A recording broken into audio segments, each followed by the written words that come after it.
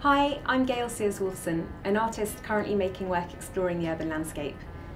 I graduated from the Art Academy 3-year fine art programme in the summer, and I've been here in residence with Art.Number 23 since September.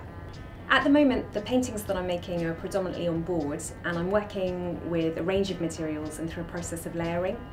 So I begin with lots of different source material, generally stuck up on the wall all around where I'm working, and that will involve drawings or photographs from being out and about in the urban landscape.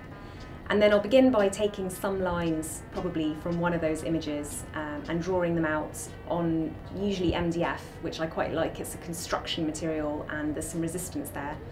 And then I find the image very quickly takes on a life of its own. Through adding and subtracting lines, I can open and close illusory spaces. I like that sense of depth or illusory depth on the surface.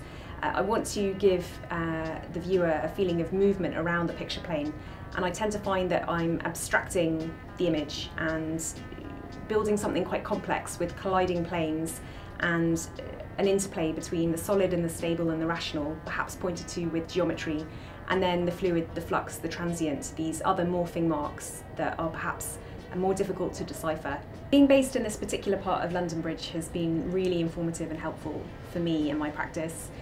I love the buzz of the area and this melding of concrete and glass construction work, this ever-evolving environment, and I think it's really influenced the pieces that I've made. So I've made a couple of paintings, one of which quite heavily features the colour orange, which has come into the work because of these workmen that are all around dominating this area as this construction takes place.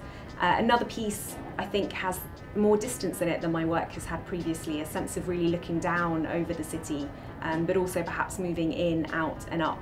And that piece, I'm really excited to say, was recently shortlisted for the Evening Standard Contemporary Art Prize.